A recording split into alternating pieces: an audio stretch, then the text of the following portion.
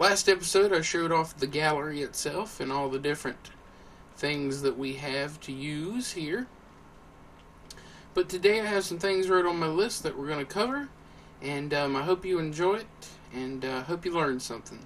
Alright, so one of the first basic things I want to talk about is inverting a signal. Now, I showed you before that if you put a torch on top of a block and power it, that will turn it off. Now, that's good to know. Like, so if you send a signal to it, and you can turn it off, right? Or you can also have a torch inverting another torch, which is something we like to do a lot. That's basically how you invert a torch, and you can run this torch to something else to make it power it, you know what I'm saying? So if you turn this one off, that one will power, right? So that's inverting. Just wanted to show you guys that a little bit. Alright, so now up next we are going to move to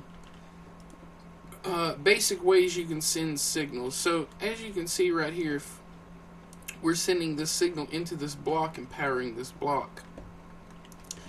And if we put a signal this way, we can send in another signal. But what I want to do is be able to run the signal through the block, right? And the way we do that is we use repeaters. Alright, now I think you only have to use one, and we'll test it out to see. Yep, you only have to use one. You don't have to put another one on the other side, but I'll show you why I do that a lot later. Alright, so that's how you can make power travel through a block, is because as you can see, okay, so this gives me a good opportunity to explain something. Okay, so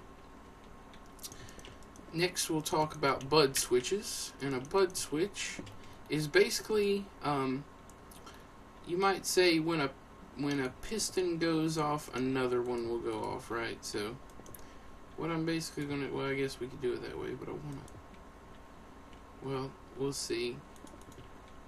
Hold on, let me go down here. Like that. So if we power this piston, this one will bud switch because it is affected by this one. Now, as you notice, if we do that, this one does nothing now. If this is powered, right? So basically, the action that was happening, when I destroyed the block, that updated this block, right? And that's called a bud switch. So let's turn it back off and let's do this again. And I'm going to go down here and put another one. And when this one activates, it will also activate this one next to it. And that's what a bud switch is. So I just wanted to show you guys that, which is the reason why when we put a redstone lamp there, this block is actually powering this light. The signal isn't going through. Right, like over here. So that's what's really happening, is the block itself is powered. Alright, so up next we are going to move on to a clock, and a very basic clock design. Repeaters going this way, and as you can see there's kind of a little arrow on it, which is good, so you know. Alright, but then we're going to come 180 and go back the other way, like this. And I'm going to set these back to the third. And then we're going to hook it up right here. Now we'll jump start it off, destroy the torch. And that started the signal. Now this is a really slow clock, as you can see. Oh, I didn't connect. There we go. It will make this light pulse when the signal comes back around. Alright, so that's a basic clock. Alright, so up next, I wanted to make a random pulsar.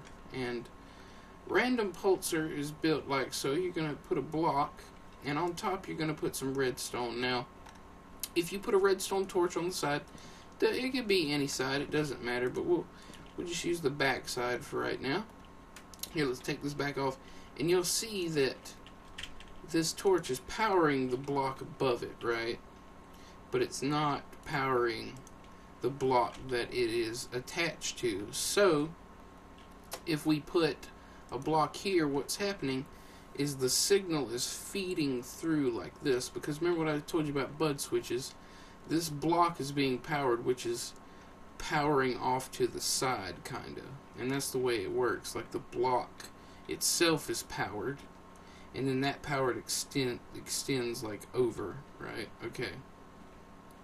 So this is a random pulsar, and as you can see, it hasn't done anything yet because it's random. It's very random how often this thing works. But I'm going to update it again by putting a... There you go, you heard it go tss. Right, and this is kind of like a faulty circuit, if you will.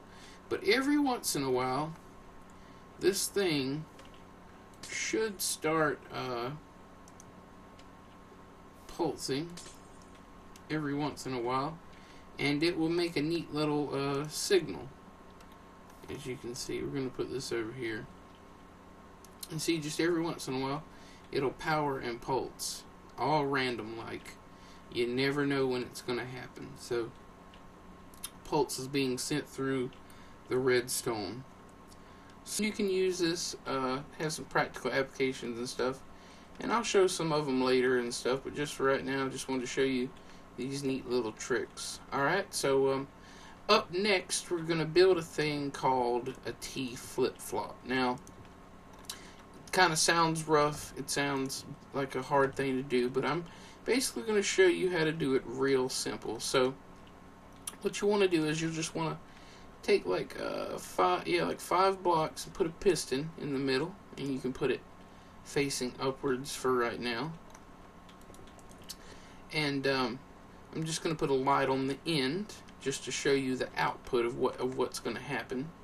I'm going to put a block here. Now we're going to use a repeater, and as well I'm going to use, well, I could just use redstone for right now. I could use another repeater, but just for right now I'm going to do that. Alright, so let's use a lever, because many of you know how a lever works. If I give this lever a signal, what's going to happen is this power is going to flow through the repeater. It's going to hit this block and then power this redstone, right? But because of the bud switch aspect, like I told you about earlier, when this block is powered, it's also going to power this piston, which is going to make the piston fire and remove the block out of the path of the current. So basically what's going to happen is if you give this a signal, this will flash really quick, right? See how that happened? Right. Okay, let me use a button. If you use a button, it goes back. But if you see, you press that button, and it did a quick flash, and this is called a T flip-flop. That's not that hard to build, right? Just a button, a repeater, a piston, and some redstone and stuff, right? Not that hard. Alright. If we come over here and we build another one of these, right? But I'm going to do something a little bit different. I'm going to build it up one in the air, right? And I'm basically going to do the same thing, but I'm going to take out the bottom part, right? Okay, so what we're going to do different this time, now that it's up in the air, we're going to take it and we're going to make the same system, but instead I'm going to use another redstone repeater here, like that, and another one here, another button to power it, and then I'm going to use a piston right here on the top, like so. Now this is a sticky piston. I want you guys to see this. This is a sticky piston. Now I'm going to put the block there. Now what do you think is going to happen? Now remember what happened last time? It made this thing flash, right? What do y'all think is going to happen this time? Alright, I'm going to press the button. What happened? Anyone? Alright, so what happened is the power traveled through this. Through this, of course, you know, once this power turns off, the piston turns back off. But what's happening is this T flip-flop is making this sticky piston detach. Now it's a neat little trick, and what this allows you to do, and I'm gonna show you with a block of redstone, and we're gonna put a light here, or you know what, better yet, let me show you some wires so you can kind of think that wire can lead to anything, right? So what's gonna happen is that's gonna detach, and that's gonna power, and it's gonna stay powered. So if you come in, you hit the switch, it turns it on and off. So this is an on-off button now. It's almost like a lever. So basically, what I've really done is made a really complex lever, right? And but I'm going to show you, later some applications for this. And all right, so up next, we are going to make, and I'm going to show you guys this. We are going to make what's called a conduit. Now, a conduit is basically a way to run electricity up and down. And I'm going to show you guys 3 different types of conduits that I know how to build, basically. But the first one I'm going to show you is a redstone torch conduit.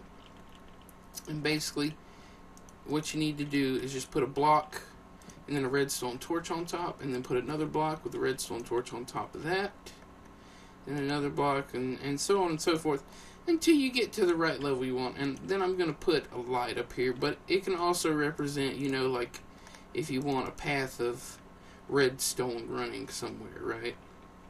So basically what's going to happen now is I'm going to power this block, and it's going to depower this, right?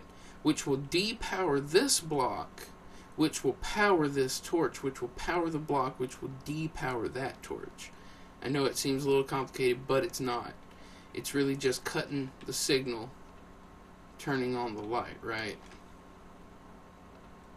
Alright, so that is a conduit. That sends power upwards. So, let's say I sent some power into it, right? Or a button. Or, I don't know, just, you can send other power, into it, basically. Or you could use one of the light switch things, and send the power up, like up there. So, that is a basic redstone torch conduit, and it only really has to be 1 wide, which is really good. But you can also, like I said, set this up to a clock or something to make it, pulse or send power basically vertically. Alright, so next we are going to build let me pull out some different supplies here. Let me grab this, and I'm as well going to grab, we'll use quartz slabs, why not? I'm going to show you about glowstone. Glowstone will not cut power. So it basically, unlike doing this, and I'm going to show you, if I do the same thing, you'll see the difference. This will not send power like that, right? Up diagonally, right? And I'm going to put some more just to prove it.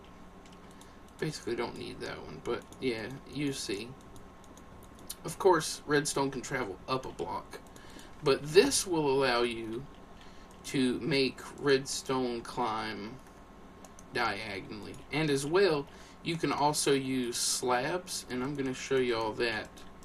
You can use slabs too to cut the power vertically, and like I said, this is called a conduit.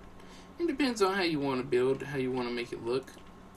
Just to let you know, the slab does have to go on the top part of the block, like so. So I kind of built a structure to get myself kind of situated here, like so, and then I'll destroy all the regular size blocks.